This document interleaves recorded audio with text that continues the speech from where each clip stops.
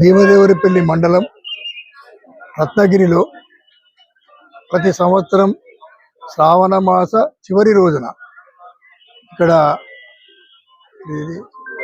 లక్ష్మీ నరసింహస్వామి దగ్గర జాతర.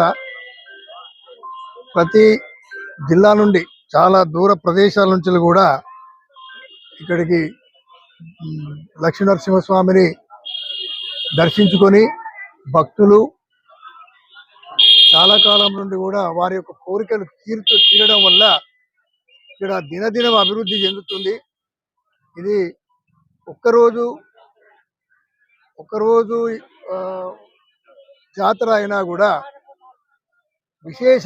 విశేషమైనటువంటి ప్రజలు చాలా అధికంగా వస్తూ పిల్లలు, పెద్దలు, వృద్ధులు అందరూ కూడా ఈ లక్ష్మీనరసింహస్వామిని ఈరోజు దర్శించుకొని వచ్చి వారి యొక్క మొక్కులు తీర్చుకొని వారి కోరికలు తీర్చుకున్నందుకు ఇక్కడ అభినందించవలసిన అవసరం ఉంది.